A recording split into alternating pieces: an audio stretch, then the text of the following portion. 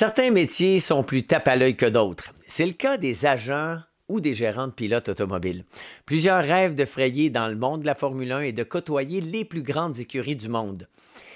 Il est certain que les métiers dans l'ombre des grands athlètes font rêver, mais avant que ces athlètes aient une première marche de podium, bien, il faudra que l'équipe derrière eux leur donne une voiture gagnante pour qu'ils arrivent à toucher à leurs rêves. Pour faire ce métier, pas question de compter les heures. Il faut être constamment dans le feu de l'action, vibrer autant que son téléphone mobile. Il faut avoir l'œil pour déceler les nouveaux talents. Et il faut être passionné, bon communicateur et surtout avoir une santé à toute épreuve. Être à l'écoute de ces athlètes, pas seulement les écouter, mais aussi les comprendre. Il faut les aimer et vouloir leur donner le coup de pouce nécessaire pour réaliser leurs rêves en piste et aussi hors piste. J'ai eu la chance de bénéficier au début des années 90 en France de l'amitié de notre invité. Quelques années plus tard, il s'est vu confier par l'équipe Renault F1 le programme des jeunes pilotes à un moment où une génération vraiment exceptionnelle de talents émergeait dans les pelotons de karting international, que ce soit Max Verstappen, Albon, Leclerc, Gasly, George Russell ou Esteban Ocon, qui l'a pris sous son aile et accompagné jusqu'en Formule 1. Il est aujourd'hui le conseiller en développement des pilotes Mercedes chez Mercedes AMG Petronas Formula One Team. Gwen Lagrue est avec nous. Eh bien, je suis très, très heureux qu'on puisse vous présenter un gars que je connais depuis longtemps. Bref, c'est un ami que j'ai connu en France à l'époque où j'étais pas mal tout seul. J'avais quelques amis, ils étaient rares, et lui en faisait partie vraiment parce qu'on se voyait presque à toutes les semaines. On allait frapper des balles, il m'entraînait, il m'encourageait. Et c'est Gwen Lagrue, qui maintenant a un poste assez bien placé avec l'écurie Mercedes comme conseiller au développement des pilotes. Hey Gwen, merci d'être là. C'est vraiment tout un plaisir et un honneur que tu sois à plein mon casque. Ben, merci à toi Bertrand, surtout ça me fait extrêmement plaisir de pouvoir partager ce moment avec toi et puis avec aussi des souvenirs lointains maintenant. L'âge avance pour nous deux, donc on a des vieux souvenirs à partager et puis parler de notre passion commune du sport automobile, de la Formule 1 et c'est un réel plaisir de pouvoir être avec toi aujourd'hui. Parce que lorsqu'on s'est connus, bon, t'étais passionné de sport automobile déjà depuis un bon bout. Comment ça avait commencé cette passion? Ton père était impliqué de toute façon chez Ligier. Oui, oui, absolument. Alors, bah, mon papa a roulé à l'époque en R12 Gordini. Il a fait quelques rallyes, quelques courses de côte. Et puis, moi, à l'époque où on s'est rencontrés, Bertrand, je devais avoir peut-être 13 ou 14 ans. Je faisais du karting. Et puis, toi, tu roulais en Formule Ford en Europe. Tu venais de gagner le volant Miguel Max Auto, si ma mémoire est bonne. Et puis, on était à Vichy ensemble. Et pour moi, tu étais un pilote professionnel, tu étais un grand pilote. Et moi, j'avais l'impression, en tant que jeune kartman, de partager ben, un bout de mon parcours avec quelqu'un qui pouvait aussi me guider, me donner des conseils. Et on vient tous les deux d'un milieu modeste. Et je crois qu'on s'est retrouvés beaucoup tous les deux dans plein de valeurs communes et de points communs. Moi, il me manquait une chose par rapport à toi, c'était le talent. C'est-à-dire que toi, tu avais du talent, tu pouvais tourner un volant correctement. Moi, j'étais pas assez doué pour faire ça, mais j'étais doué pour faire d'autres choses. Et puis, on a mené chacun une carrière au final dans le sport automobile à différents niveaux. Parce que après le karting, moi je me souviens, tu m'avais annoncé que tu avais l'idée d'aller en rallye et puis tu en as fait quand même un peu de rallye. Ouais, ouais, j'en ai fait un petit peu. J'ai aussi fait le volant Miguel Maxotto, mais contrairement à Oui. toi, moi, ça s'est arrêté beaucoup plus tôt dans le parcours. J'étais en quart de finale, et puis après, j'ai fait un petit peu de rallye. Je me sentais plus à l'aise en rallye que sur un circuit, et euh, et puis voilà, j'ai fait 4 saisons et demie de rallye régionaux, nationaux. C'était une expérience sympathique, mais qui n'a pas été beaucoup plus loin par manque purement de talent, de performance et puis aussi de moyens financiers. Et comment tu vivais ça, cette situation? Parce que on se sent un peu prisonnier. On aime le sport automobile, on veut en faire une carrière et on se retrouve avec des décisions quand même importantes à prendre.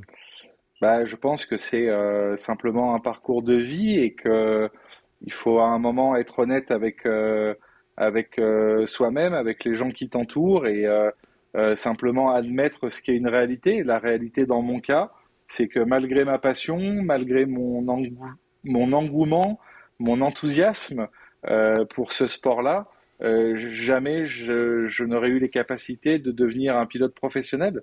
J'en avais pas le talent, tout simplement.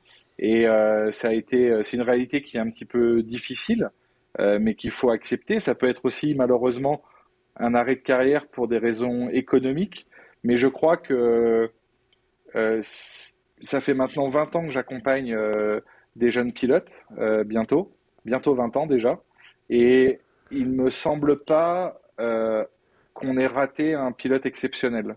C'est-à-dire que je considère que quand tu es exceptionnel et quand tu performes à un niveau exceptionnel, tu n'es pas laissé de côté. Et je crois que en ça, toi Bertrand, tu es un bon exemple. Euh, tu as performé et tu as réussi. Ça a été difficile. Tu as eu des choix de carrière qui n'ont pas été simples. L'époque de la F3000, je me souviens, a été compliquée, mais tu as rebondi derrière aux États-Unis et en Indy Light. Et tu as quand même fait un parcours qui t'a permis, parce que tu performais, de pouvoir quand même évoluer et continuer. Et je crois que quand tu as du talent et quand tu performes et quand tu te mens pas ni à toi-même ni aux autres, tu arrives à avancer. Sauf la différence, Gwen, c'est que toi, tu es allé en Formule 1, pas moi.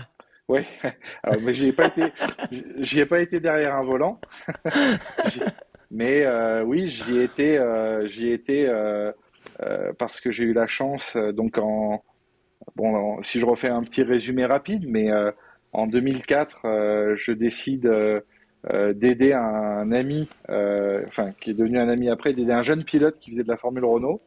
Et puis ce pilote est passé en Formule 3 et je m'occupais d'essayer de trouver des solutions de financement et de le soutenir dans son parcours. Et il se trouve qu'en Formule 3 Euro Series en 2005, il courait avec des garçons comme Hamilton, Vettel, Di Resta, Di Grassi. Enfin, il y avait un niveau absolument incroyable.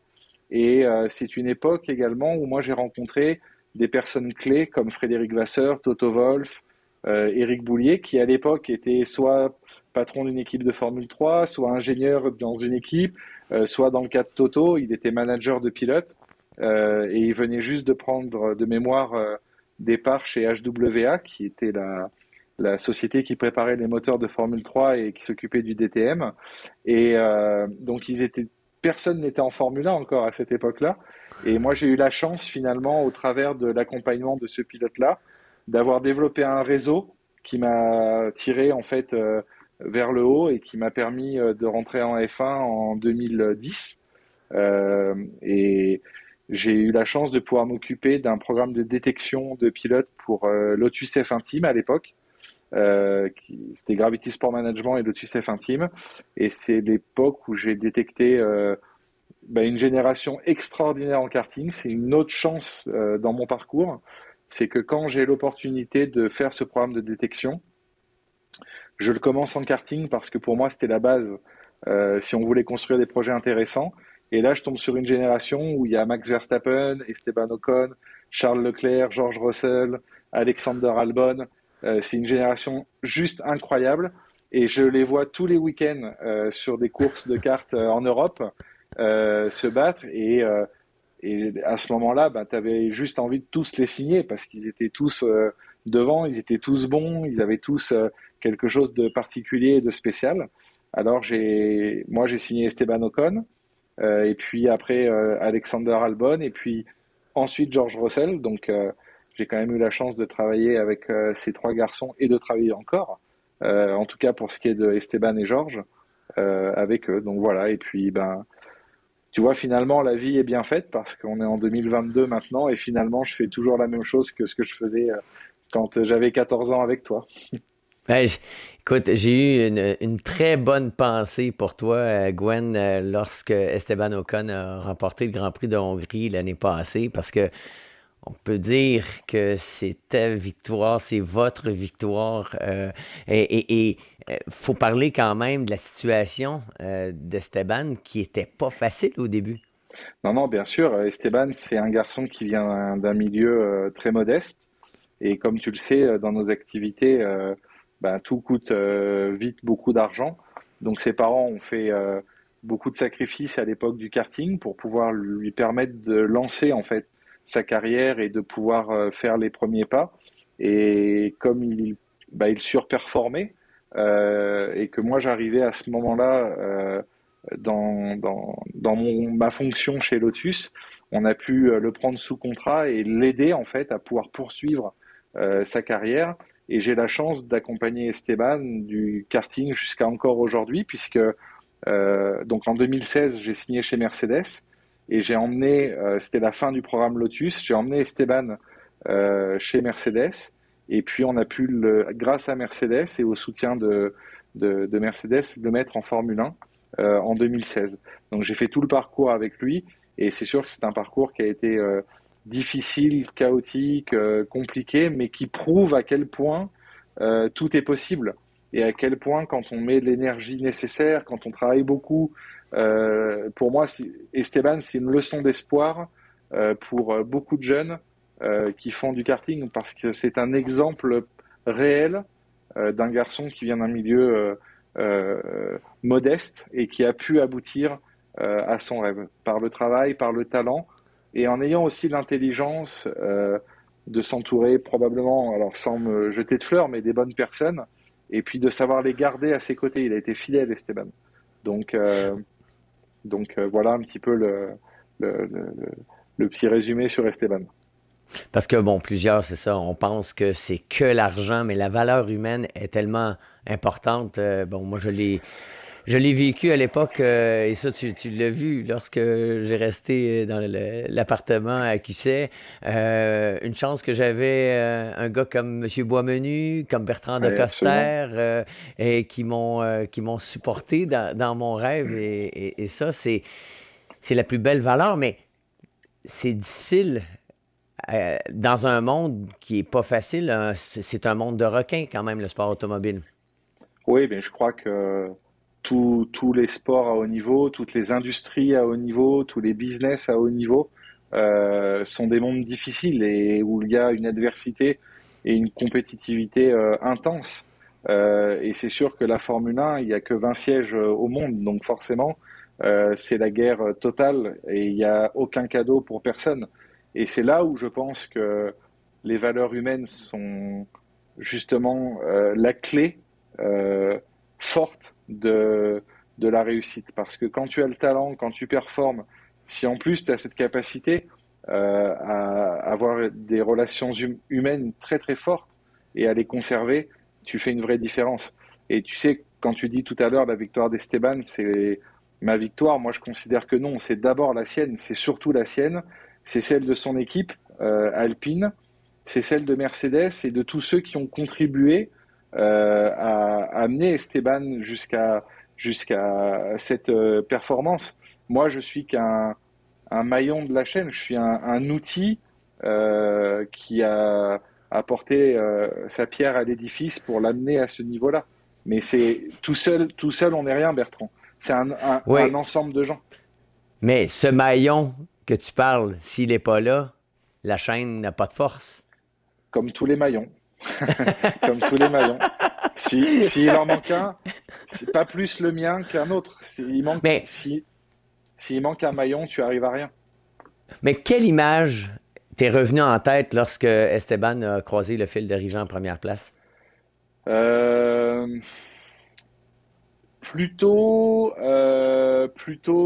les moments difficiles et plutôt, je dirais, il y avait une vraie satisfaction et j'étais heureux pour lui. J'étais d'abord heureux pour lui parce que c'est quand même lui qui fait le boulot hein, à ce moment-là. J'étais heureux pour son équipe qui était en train de vraiment réorganiser beaucoup de choses en interne et je trouve qu'il méritait d'avoir cette récompense-là. Et puis, c'était un moyen pour moi de mesurer le chemin parcouru depuis le karting jusqu'à cette victoire. Mais finalement, c'est qu'une victoire. Et puis, on fait ça pour ça. On fait ça pour gagner des courses. On fait tous ces sacrifices et ces investissements pour obtenir ces résultats. Donc, finalement, même si elle est satisfaisante, une victoire n'est qu'une étape dans une carrière. C'est qu'un moment qui marque une récompense, mais sur le week-end qu'on vient de passer. Et ce qu'on espère, c'est gagner le week-end suivant et puis continuer à gagner d'autres fois et à performer d'autres fois. La victoire en elle-même d'Esteban, elle est symbolique, elle est forte, et c'est évidemment un moment chouette. Mais moi, j'ai été beaucoup plus impressionné et marqué par son Grand Prix à Jeddah en fin d'année dernière, en Arabie Saoudite, où il se retrouve au milieu de la bataille Verstappen-Hamilton à un moment ultra intense de la saison. On est sur la fin de l'année, ils se battent pour le championnat du monde, et Esteban prend un départ incroyable. Déjà, il se qualifie très bien, il prend un très bon départ, et il y a des drapeaux rouges, il se retrouve à refaire 3 restarts aux avant-postes avec la bataille Hamilton-Verstappen, et il se bat avec eux, il fait sa course sans s'accrocher, sans faire d'erreur, avec un niveau de tension. Et j'ai trouvé que cette course, c'était pour moi l'aboutissement d'une maturité. Et cette course-là, je me suis dit, OK, là, il est devenu vraiment pilote de F1 et là, il est prêt maintenant à poursuivre sa carrière. Mais la préparation qu'il a eue quand même avec Sergio Pérez à une époque a sûrement contribué parce qu'il était habitué à cette tension.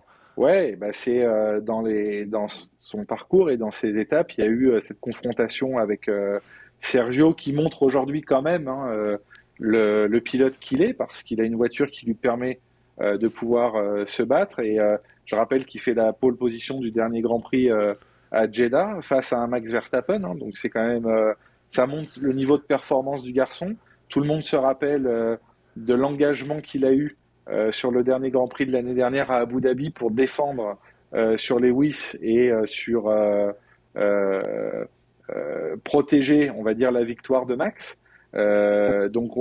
Personne aujourd'hui peut contester que Sergio fait partie quand même des pilotes très solides du plateau. Et Esteban, quand il a été confronté directement à Checo, en qualification, il l'a largement dominé. En course, Sergio, en vieux renard plus expérimenté qu'Esteban, a mieux tiré profit de l'expérience de course, mais ils ont eu un échange assez sévère, assez musclé, et qui a forcément donné de l'expérience à Esteban, et qui lui a fait forcément faire quelques erreurs à l'époque, qu'il ne recommettra pas aujourd'hui. C'est ce qu'on Et appelle là, bon, l'expérience. oui, vraiment. Et pour arriver justement à développer son expérience en sport automobile, tu le disais, ça prend quand même des bonnes personnes. C'est quoi le premier conseil? Parce que j'imagine qu'il y a une tonne de pilotes qui va à ta rencontre.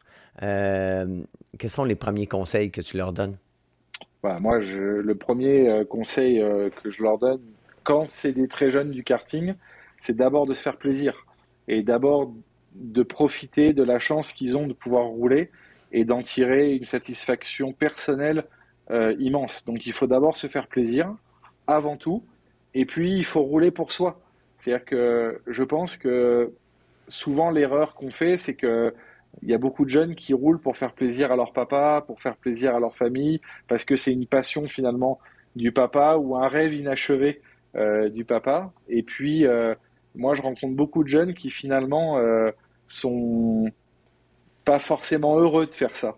Euh, Pas nécessairement heureux. Il y en a euh, beaucoup qui subissent un petit peu finalement cette mise, cette confrontation tous les week-ends en karting, etc.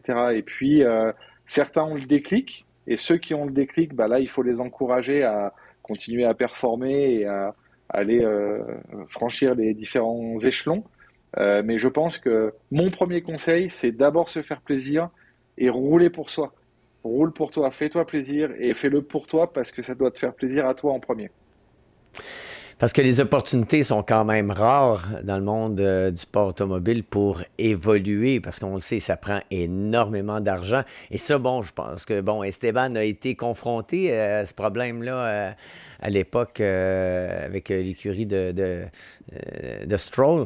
Euh, on se sent pas un peu prisonnier et comment on fait pour rassurer ces jeunes qui recherchent désespérément de l'argent pour courir? Bon, déjà, je trouve que, encore une fois, il y a des solutions d'accompagnement aujourd'hui qui sont peut-être probablement plus importantes qu'elles ne l'étaient à ton époque, Bertrand. Tu as déjà toutes les filières constructeurs, que ce soit Mercedes, Red Bull, Ferrari, Alpine, Sauber, aujourd'hui qui soutiennent quand même un certain nombre de jeunes. Si tu fais le cumul de toutes les académies, il y a peut-être une cinquantaine de jeunes pilotes qui sont soutenus directement par des équipes de Formule 1.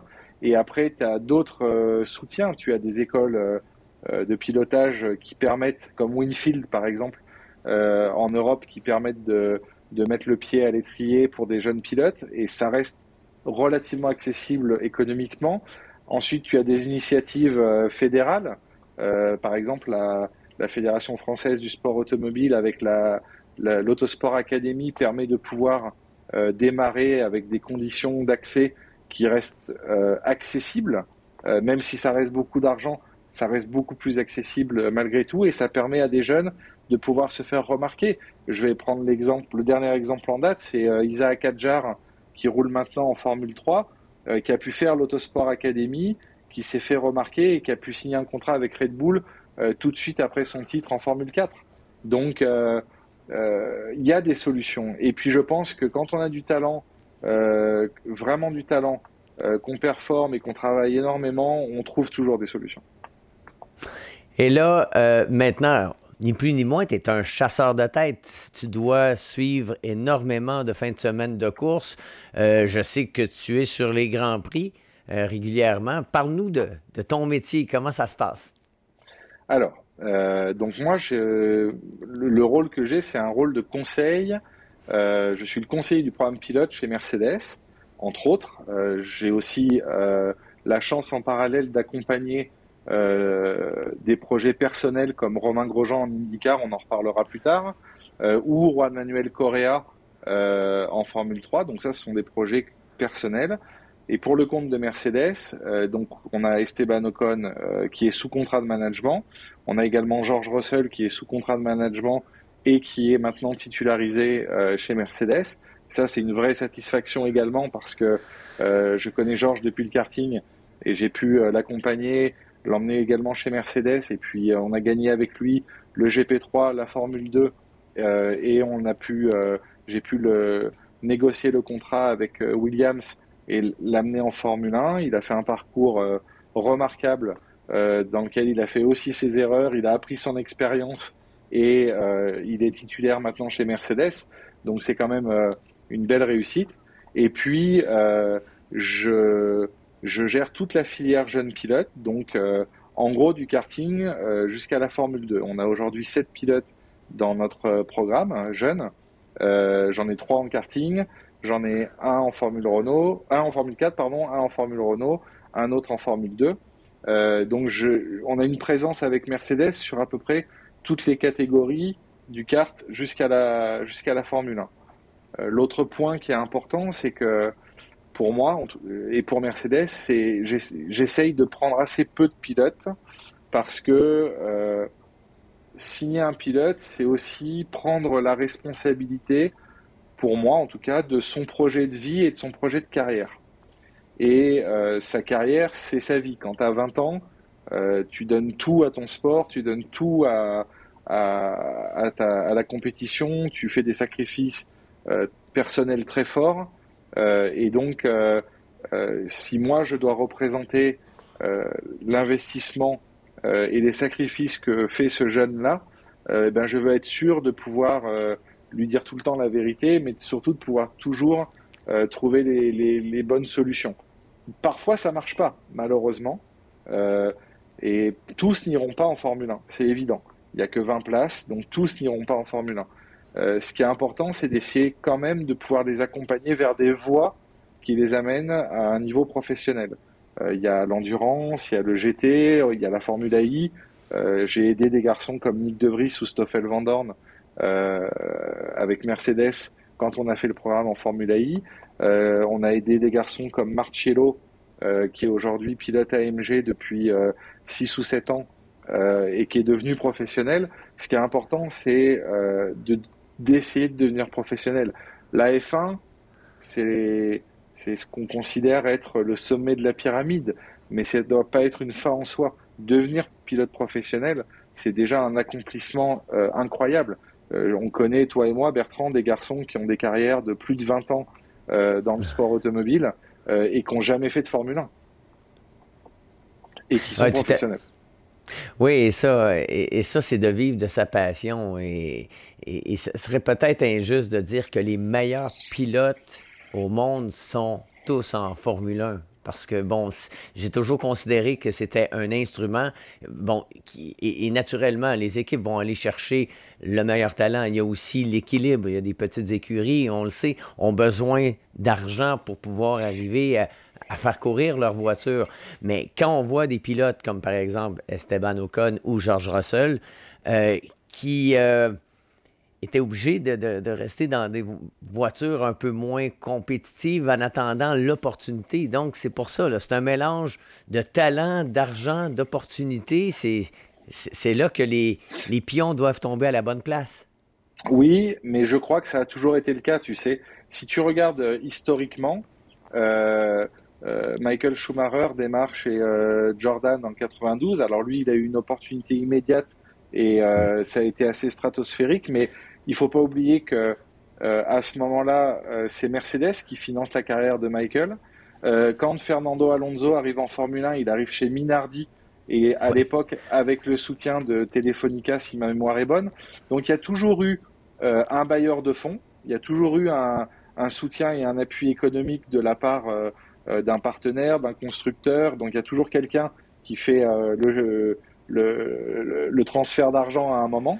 Et puis il faut créer des opportunités et créer des opportunités. Parfois, ben, tu peux être dans un très bon timing et pas avoir les fonds. Parfois, tu as les fonds, mais t'as pas l'opportunité, donc tu es dans un mauvais timing. Je pense notamment en ce moment à un garçon comme Oscar Piastri qui a tout gagné. Il a gagné la Formule Renault, la Formule 3, la Formule 2 en première année à chaque fois, en étant rookie.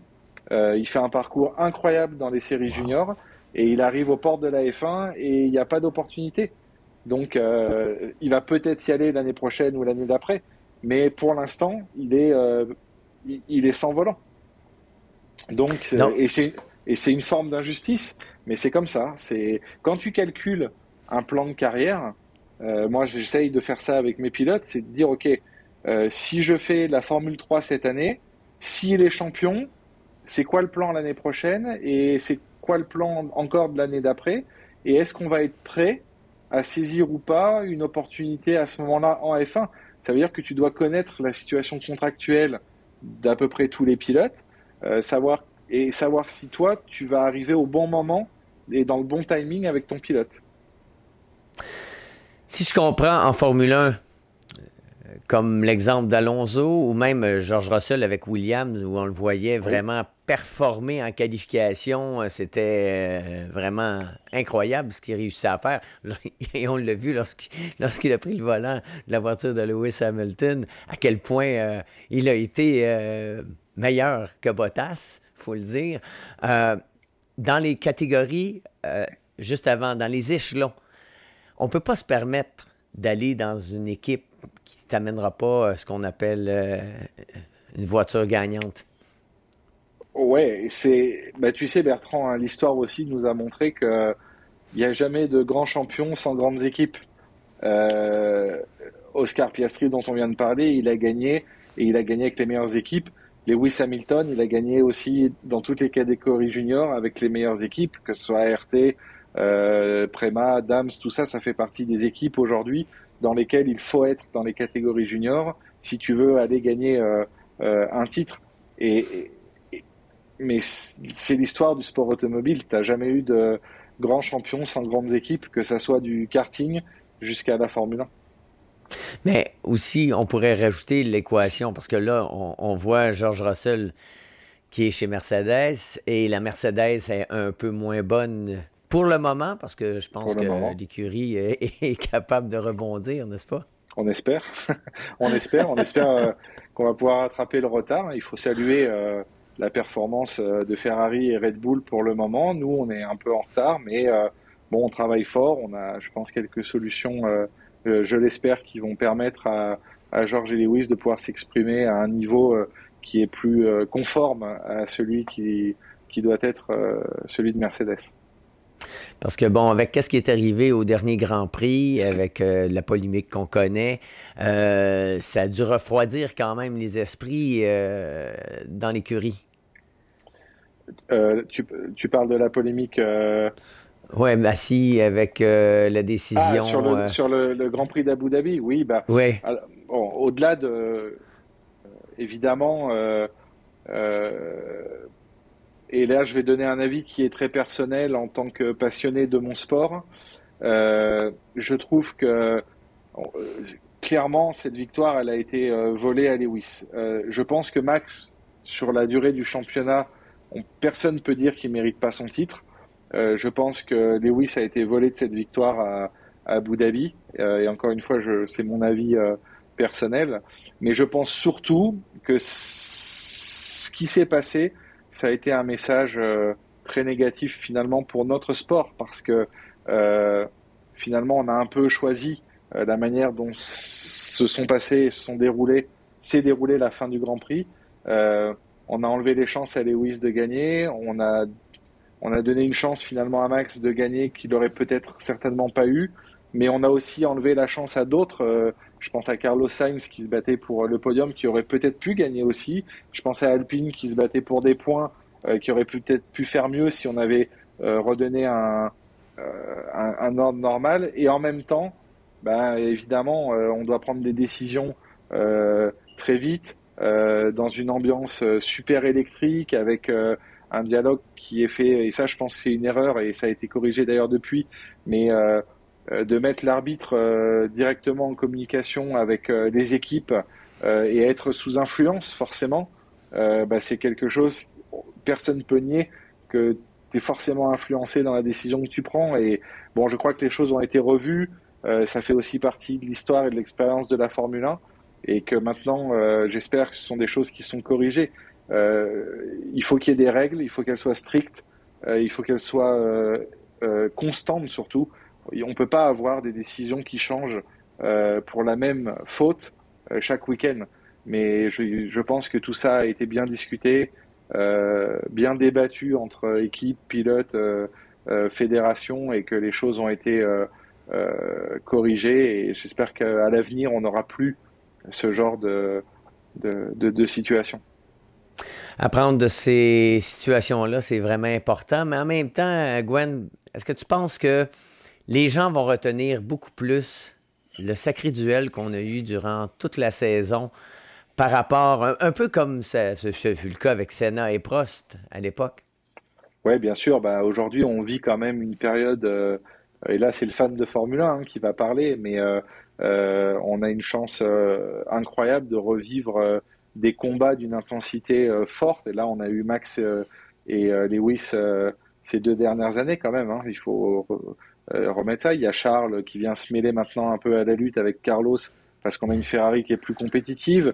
Donc tout ça, c'est formidable pour la Formule 1, et on a besoin d'avoir des pilotes qui peuvent se battre entre eux. Je crois que la nouvelle réglementation aide un petit peu en cela, à permettre aux voitures de pouvoir se suivre plus facilement, et donc de pouvoir se battre un peu mieux. Je pense aussi à Fernando et Esteban qui se sont donné un bon duel à Jeddah il y a 15 jours. Donc ça donne, voilà, le public a besoin de voir des duels, des combats, et puis le sport en général, c'est l'histoire de toujours de grands champions et de grands adversaires finalement qui s'opposent. S'il n'y a pas un Prost, il n'y a pas un Senna. S'il n'y a pas un Verstappen, il n'y a pas peut-être pas un Hamilton. S'il n'y a pas un Hakkinen, il n'y a pas un Schumacher. S'il n'y a pas un Mohamed Ali contre un, je suis pas un fan de boxe absolu, mais On se comprend. il y avait un adversaire forcément. Voilà, c'est l'histoire du sport en général. Si t'as pas un Rafael Nadal et un Djokovic, les deux, voilà, on a besoin de grands duels dans le sport en général, et la F1 évidemment n'échappe pas à la règle. Je sais pas si tu as vu le film des sœurs Williams au tennis Oui, avec Will Smith. Euh, je l'ai vu dans l'avion pour aller à Bahreïn ou à Jeddah, je sais plus. Je l'ai vu très récemment. et j'ai pensé à toi quand je l'ai vu parce que, bon, ce que fait le père, c'est un peu ce que toi tu fais, dans le sens où tu essaies de voir tout ce qui pourrait influencer pour avoir le chemin, le bon chemin pour se rendre à destination. Oui, d'une certaine manière, comme le feraient d'autres accompagnateurs dans le sport. La différence quand même notable, c'est que moi, c'est pas mes enfants. Moi, c'est même si on développe une relation forte, je n'agis pas en tant que parent. Moi, j'agis en tant que guide, que conseiller, d'abord et avant tout aujourd'hui pour Mercedes, mais notre rôle, c'est de conseiller nos pilotes et de faire les choix avec eux qui nous semblent les plus opportuns pour qu'ils puissent atteindre le plus haut niveau. Mais on pourrait tirer quelques parallèles entre le film que tu évoques, mais l'accompagnement des sportifs en général. Et maintenant, la suite des choses. Comment tu vois l'évolution du sport automobile dans les prochaines années avec tous les défis là, qu'on se retrouve? Parce que, bon, les gens pointent du doigt un peu la vitesse, ça pollue. On voit par contre des solutions et la Formule 1 arrive avec un plan moteur complètement nouveau là, dans les prochaines années. Oui, bah il y a alors je trouve, si je parle de la Formule 1, on n'a pas suffisamment mis, je trouve, en avant. Il y a quelques efforts qui sont faits en ce moment et qui ont été faits récemment pour corriger ça, mais on n'a pas suffisamment communiqué sur le fait que la Formule 1 travaillait sur des technologies depuis 2014 pour la partie hybride, hein, qui sont des technologies aujourd'hui qu'on retrouve dans les véhicules de tous les jours et qui permettent d'avoir un rendement performance et consommation d'énergie qui est absolument optimale. On travaille énormément sur tout ce qui va être par exemple recyclage des pneumatiques usagées, sur les rejets qu'on va émettre dans toute la partie paddock. Il y a beaucoup de travail qui est fait. On compense nos émissions de carbone. Euh, on a des démarches côté Mercedes qui sont vraiment faites avec le constructeur, hein. On travaille en étroite collaboration avec tous les ingénieurs pour travailler sur les motorisations et les énergies de demain. Et le sport automobile, que ce soit la Formule 1, l'endurance, a toujours été un laboratoire et un moteur euh, euh, de technologie, d'idées, de recherche applicables à l'automobile de tous les jours. Donc aujourd'hui, on utilise des solutions qu'on va retrouver dans nos véhicules dans 3 ans, 4 ans, 5 ans, et qui permettront d'avoir un impact beaucoup plus positif, et c'est déjà le cas, hein, sur les effets sur la planète. Évidemment, on on n'est pas complètement neutre, hein, en émissions, évidemment, mais aucun sport ne l'est. La Coupe du monde de football au Qatar, si on fait le bilan carbone, il va pas être non plus négatif ou à zéro. Le Tour de France, c'est du vélo, mais on a toute une caravane de véhicules qui suit le Tour de France. Donc, il y a aussi des émissions. Donc, il faut essayer, pour nous, comme pour tous les sports et comme pour tout le monde en général, de réduire au maximum, évidemment, notre impact sur la planète. C'est, je crois, euh, capital, et c'est aujourd'hui un challenge que personne ne peut ignorer. Et on doit tous, évidemment, participer à cet effort qui est une réalité pour chacun d'entre nous sur cette planète. Ça, c'est vrai lorsqu'on regarde l'histoire de la Formule 1, à chaque fois qu'on a eu des défis, que ce soit pour la sécurité, pour l'efficacité, l'endurance mécanique, on a toujours assez réussi les objectifs. Complètement. Et encore une fois, cette notion de laboratoire, enfin, les trucs les plus basiques, hein, les phares, les essuie-glaces, c'est quelque chose qui vient de l'endurance et des 24 heures du Mans.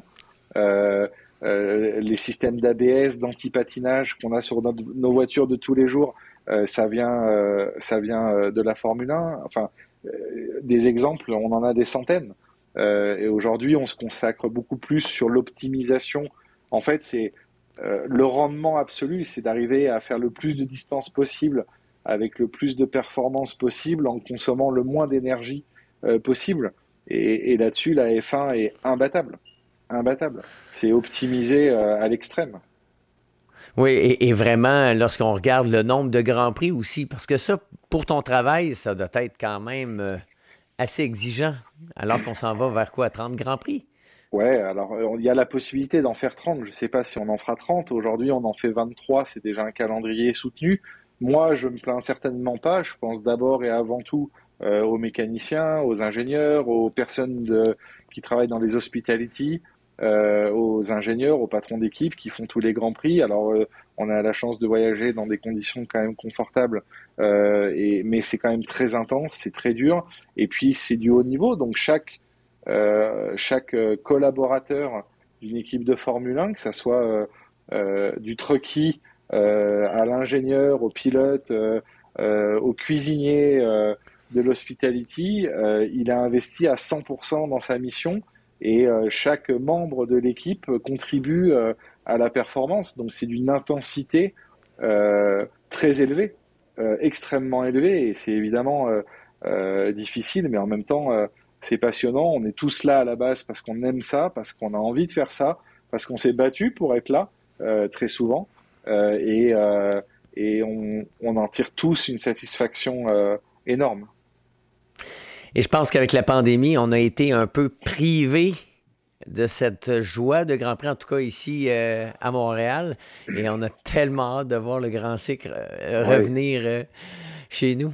Bah, tout le monde, je peux te dire que tout le monde dans le paddock a hâte de retourner à Montréal parce que c'est une de nos destinations préférées dans le calendrier. Donc on était tous bien tristes de ne pas pouvoir, pendant la pandémie, venir vous rendre visite. Mais il y avait des préoccupations mondiales qui étaient à ce moment-là évidemment plus importantes et qui rendaient l'organisation malheureusement impossible. Néanmoins, je trouve que la F1 dans cette situation a été absolument incroyable parce que ça a été un des seuls sports à pouvoir malgré tout dérouler sa saison, certes avec des réaménagements de calendrier, certes avec des contraintes, mais quand même, nous, on était tous enfermés à la maison, enfin les spectateurs étaient enfermés chez eux et on pouvait quand même regarder les Grands Prix de Formule 1. C'était un des seuls sports qui a réussi à faire ça aussi rapidement. Et puis, pendant la période du confinement, toutes les équipes de F1 se sont mobilisées. Nous, chez Mercedes, on a produit plus de 10 000 respirateurs pour les hôpitaux en Angleterre, qu'on a réussi à homologuer en moins de 10 jours et à fabriquer en quelque chose comme 3 semaines. Donc ça prouve aussi la capacité de réaction de la F1, de l'ingénierie et de production et des technologies qu'on a. Donc ça a été une expérience difficile évidemment pour beaucoup de monde sur la planète et malheureusement beaucoup ne sont plus là pour en parler, mais ça a été aussi, je pense, pour tout le monde une expérience comme chaque situation difficile qui amène son lot d'expériences et de choses à améliorer et à changer. Et moi, j'ai été impressionné par la capacité d'adaptation des gens en général et la capacité de réaction du monde et du sport que j'aime. J'imagine que tu as accumulé quand même de très bons souvenirs, des objets qui te sont chers depuis toutes ces années. Bah, tu sais, moi, Bertrand, j'ai toujours été un grand passionné des casques et je me rappelle très bien du tien qui était un bel XFM1 à l'époque Aïe, aïe! euh, avec un design avec le 1 à l'envers et puis qui reprenait un petit peu l'esprit du casque de Gilles Villeneuve. Et c'est quelque chose qui, pour moi, a toujours été un objet qui est un objet très personnel au pilote, qui lui appartient. Et j'ai toujours été passionné des casques. Et donc, dans tous les deals que j'ai fait avec mes pilotes, je leur demande la possibilité d'avoir un casque. On est très peu nombreux à avoir accès à ça. Et moi, j'ai la chance d'avoir pu en accumuler quelques-uns. Alors, tu vois, je les ai pas tous ici, mais je vais t'en montrer quelques-uns. Ça, c'est, je sais pas si tu le vois bien, mais c'est Oui. le casque d'Esteban Ocon de la saison 2018 chez Force India.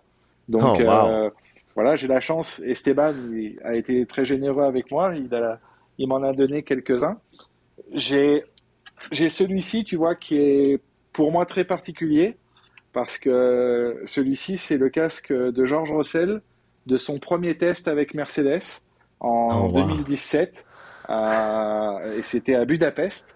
Et donc, tu vois, avec une petite dédicace sur le casque qui met To Gwen, thank you for a great 2017 parce qu'on avait gagné en même temps le GP3 et on lui avait donné l'opportunité de faire son premier test dans la Mercedes. Et donc j'ai eu la chance d'avoir ce casque. J'ai la chance d'en avoir un aussi de chez Williams qui n'est pas là, mais euh, voilà. Et puis après, alors ça va pas faire plaisir à mes amis de chez Mercedes, mais j'ai accompagné pendant quelques temps un jeune garçon qui est Alexander Albon. Je l'ai fait à titre privé et amical.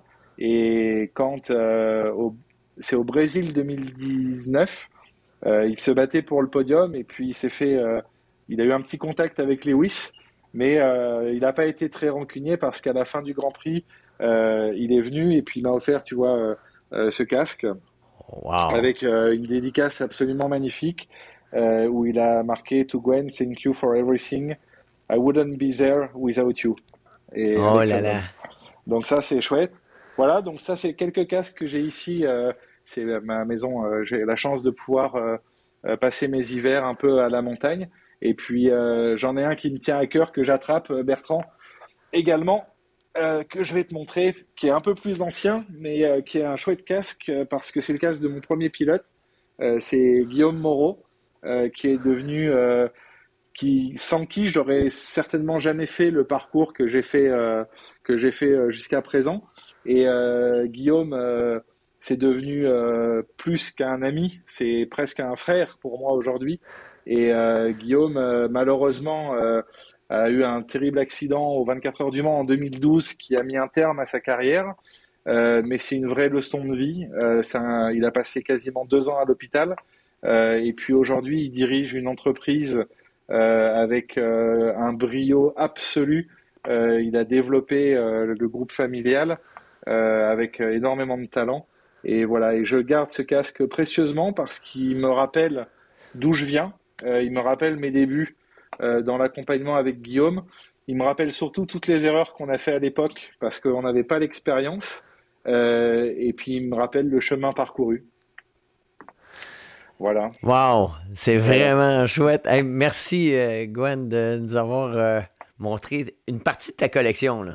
Ouais, c'est une petite partie. J'ai la chance d'en avoir quelques autres. Mais c'est tous des casques qui ont une histoire très personnelle avec les pilotes. J'ai que des casques de mes pilotes. J'en ai plusieurs qui sont pas forcément tous en Formule 1, mais avec qui j'ai une histoire personnelle très forte et un lien très fort. J'ai gardé un lien très fort avec tous les pilotes avec qui j'ai travaillé. Mais Gwen, un grand, grand merci Bah, c'est avec grand plaisir, pour Bertrand. ta générosité, mais aussi pour tout ce que tu as accompli. Et aussi le fait de m'avoir accompagné à l'époque en France. Et j'espère que quand vous allez revenir à Montréal, qu'on ira se retaper quelques balles sur un mur. Bah, ça serait assez chouette, mais je pense que mon niveau a fortement baissé depuis, hein. Ouais, ouais, t'étais solide. T'étais vraiment solide. Mais non, non, toujours un plaisir immense, Bertrand, à échanger avec toi. Et puis, la F1 m'a permis aussi de te retrouver au Québec plusieurs fois. Et ça, c'est aussi quelque chose d'important. Et je suis très heureux et fier qu'on ait su garder ce lien et cette amitié au travers des années. Et puis, bah, tu es quelqu'un qui a compté aussi dans la vie de mes parents qui, malheureusement, mon papa n'est plus là aujourd'hui, mais du coup, c'était des souvenirs qui étaient formidables de t'avoir à la maison et puis de suivre ton parcours en Europe. Et je crois que ça a aussi certainement euh, suscité chez moi une certaine vocation parce que ta situation a peut-être été finalement une sorte de déclencheur pour moi dans l'accompagnement des pilotes. Je me disais certainement que j'aurais adoré pouvoir t'accompagner. J'étais plus jeune, mais t'accompagner mieux et plus et pouvoir faire plus pour toi à cette époque. Et finalement, c'est ce que j'ai fait après avec des garçons comme Esteban, Georges ou Romain Grosjean aujourd'hui en IndyCar. Mais ce que tu as fait pour moi, écoute, a été immense. D'avoir de l'amitié alors qu'on se sent un peu seul dans un pays, ça aide énormément. Et puis, je vais me souvenir quand tu es venu m'accompagner sur la grille de départ au Grand Prix du Canada en 2018, en Formule 1600. Tu étais là et on va continuer de partager cette passion ensemble, j'en suis persuadé. Toujours avec grand plaisir, Bertrand. Toujours avec grand Merci, Gwen. plaisir. À très bientôt. À très vite. Et À puis au mois de bientôt. juin, hein, je viens de voir au mois de Oui. juin, Ah oui, oui, j'ai bien hâte. hein. Salut Salut. Bertrand. Ciao, à bientôt. Salut.